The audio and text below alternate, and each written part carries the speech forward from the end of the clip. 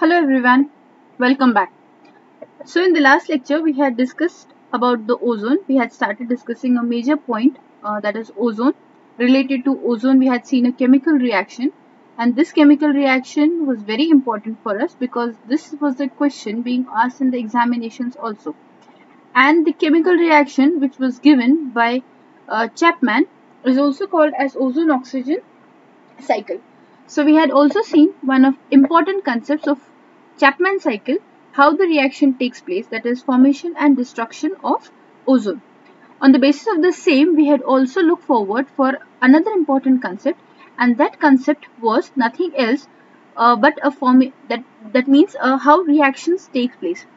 How reactions, in a sense, we have to study the reaction formation of with the help of chlorine, destruction with the help of chlorine, destruction with the help of nitrogen, what are its harmful effects, etc. etc.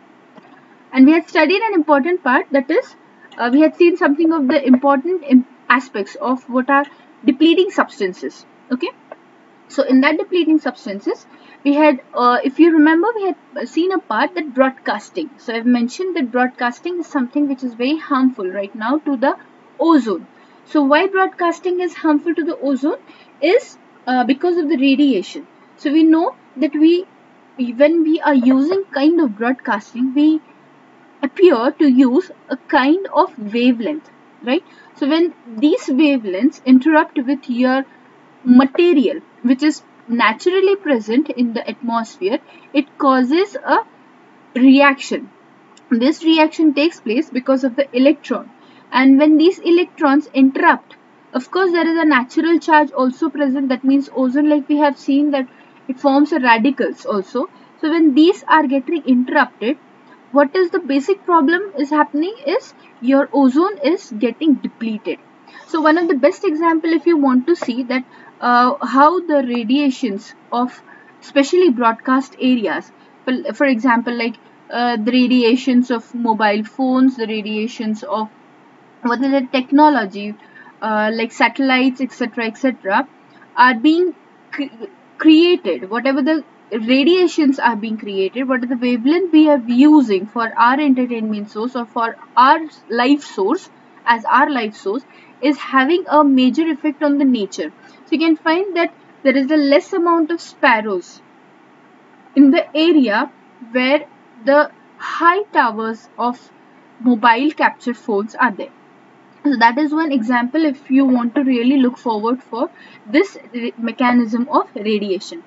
So what does we mean, or what do you actually know something about the radiations which is being affected or which is causing an effect on the ozone? So these radiations are having an effect of around 1.45 megahertz. So these are the radiations which causes a depletion. So these radiations can be found almost in all parts of the country. Reason is because we are techno savvy, right? We are technologically much equipped than naturally being equipped. So we are being techno savvy. Similarly, the radio waves have a direct effect on stratosphere, because we have seen one of the part, if you remember in the segment part, that the radiations, or I've shown you an image in which you can find that a satellite, right? So where does the satellite move, or where does an aeroplane move? So ये हमने पहले discuss किया था, and the same thing happens over here. So what is happening, because the satellites are there, it is completely giving out the emission of the waves. Of course, these waves are useful for human in one sense, that we are getting technologically connected, but the another problem which is being created is the ozone layer, or the gaseous material, I would rather say, is getting depleted, and this is happening for years together. It is not a one day process, it is happening for years together. So think about it, years together we are trying to emit out this radiation into the gaseous material which are naturally present, and we are enabling them, right? We are enabling them to again regenerate itself. हम उनसे बंद कर रहे हैं, उनका production ही बंद कर दे रहे हैं. And what will be the effect? Of course, what we see now, that is the heat waves that high heat waves are generated. So why high heat waves are generated? Because ozone is getting depleted. Ozone almost बहुत thin हो चुका है compared to the study when it was actually found. So when it was found, it was much thicker, it is being said. But think about when natural process, that means technology was not that much developed as it is today, what would have been the condition of ozone? That is the reason it was purity of air, and now the air is getting polluted. So that is one more reason, that is broadcasting media. So broadcasting media itself involves something about the lightning activities also, because where the electrons are involved, it is something related to broadcasting. So you have to keep this term in mind. जहाँ पे electrons का involvement होगा, वहाँ पे आपको कहना पड़ेगा it is something related to broadcasting, because it is the only factor which is causing the passage of wave from one part to another part. That means satellites, radiations, etc., etc. Because of this also there is a heat generation. Okay, बहुत ज़्यादा heat. For example, if you just have experienced, you hold your phone in your hand while talking, okay, or if you're holding your phone close to your ear and you're talking for a longer time, you can feel it gets heated. Reason is not because of the battery being consumed, but also the electrons which are being passed. So you can just imagine how harmful it could be. So it is getting heated. आपका phone गर्म हो जाता है बहुत, काफी देर के लिए आप फोन से थोड़ा सा खेलो या फिर कुछ काम करो, and you'll find that your palm is getting hotter, it's getting heated. Reason is because of the electrons, because of the spectrum which is being released out of this electronic gadget. So that is because of the broadcasting material. The second important thing, which is a natural part but also anthropogenic, that means humans are involved, is something related to direct emission of this gaseous product. So the broadcasting material is something related to the radiation material, which involves electrons, but something related to the gaseous product, that means directly हम किसी natural gaseous product में harmful gaseous product को मिला रहे हैं, वो कौन से होते हैं? तो उसे हम ozone depleting substances कहते हैं. Okay, so the products or the substances or the gases which are being released out because of the natural conditions or because of human existence, human involvement. So it might be something related to the use of refrigerators or coolant products or air conditioners, pesticides, sprays, fumes, perfumes, etc., etc., whatever. So these sprays or perfumes or this use of refrigerant coolants, they release out directly a product called as CFCs, and CFCs is nothing else but an ozone depleting substance.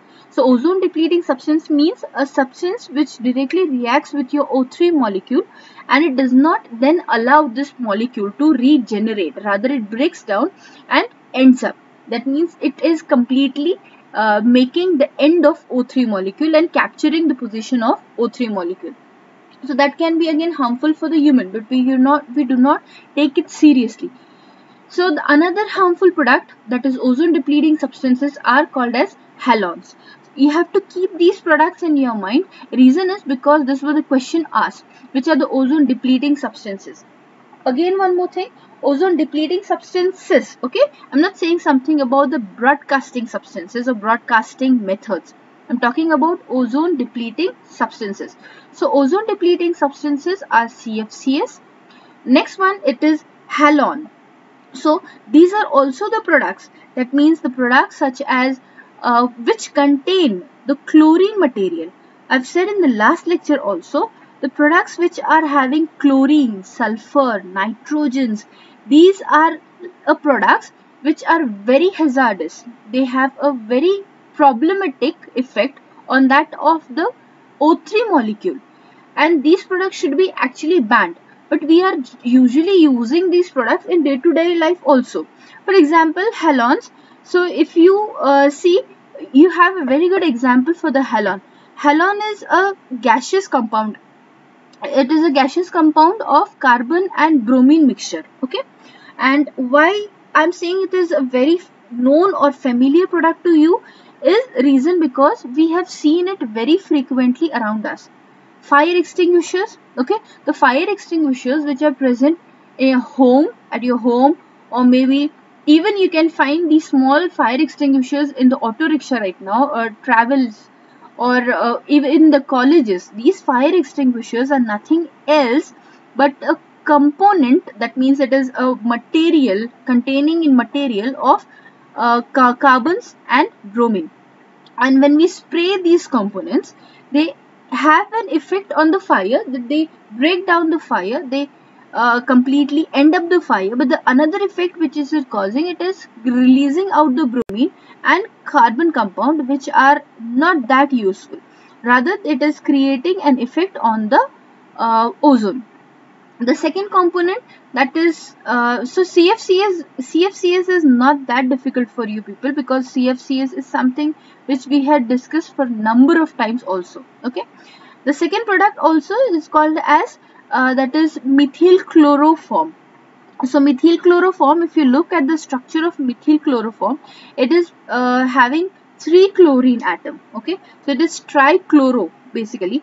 And when it is trichloro, as I said, when you have something related to chlorine as a product, it becomes difficult, because chlorine directly reacts with your O3 product, and it reacts in what manner? In a hazardous manner. Okay, similarly goes with methyl bromide. So methyl, because it is bromine containing compound, similarly goes with hydrofluorocarbons. So it is hydrofluorocarbons, that means it is something containing of fluorine components also. These are the components which directly react with your oxygen molecules, or oxygen radicals of your ozone. So it becomes a problem. So we had seen an ozone depleting substances, that was ODS. Okay, now it is something related to ODP, that means ozone depleting potential. Now both the concepts are very different. Substances means actually we are talking something about the substances, and potential means when these components, okay, what is the capability of these components. Whatever you take one of the component, for example, and you try to find out what is the capability of that particular component. For example, like CFCs, we'll go with example of CFCs, and you'll find what is the ability of CFCs to destroy the ozone. That is called as a potential of that particular component or that particular substance. So ozone depleting substance is completely related to a study of substances which are causing an effect on the ozone. But ozone depleting potential, that means you have to take one component or one case study for your the potential calculation. And this potential calculation, of course, it is a very huge study, but you don't have to go in that depth. You only have to keep in mind that this study carries out depleting potential study, means you have to find out which substance is having what kind of capability to destroy the ozone, and so that henceforth it is called as ozone depleting potential. So what happens is, why are these studies done? Because we are living in environment and ozone is protecting us, and when ozone is protecting us, we have to study these substances, because we know that the chemicals which are going to react with the ozone, they have a direct effect on the ozone. Direct effect on the ozone in a sense, some studies have found out, because of what we had seen in the last slide, that ozone depleting potential, they have carried out the experiments, and they've found out that some of the products which are containing the chlorine, for example CFCs or HFCs, these are the products, because they have active chlorine in it, this chlorine can react in such a huge condition that almost it can destroy about 10,000 ozone molecules at a single time. So you can imagine कि बहुत ज़्यादा chlorine अगर environment में होगा, present होगा, तो effect क्या होगा? बहुत ज़्यादा difficult हो जाएगा किसी भी organism के लिए survive करना, अगर chlorine, bromine, fluorine, nitrous components अगर बढ़ जाते हैं और ozone का content कम हो जाता है. So that is one important point. Now, ozone depleting process is a bit complex kind of process. In this process, not that complex also, but what we have to study is how the chlorines are reacting, how the nitrous components are reacting. So before studying these components, I would rather say that you should go and search for the Google how these ozone depleting substances are being calculated, or what is actually the ozone depleting ratio of each of the substances what we had seen in ozone depleting substances. For example, you have to find out like what is the potential of CFCs, what is the potential of HFCs, what is the potential of bromine components, what is the potential of fluorine components, or rather what is the potential of halogens.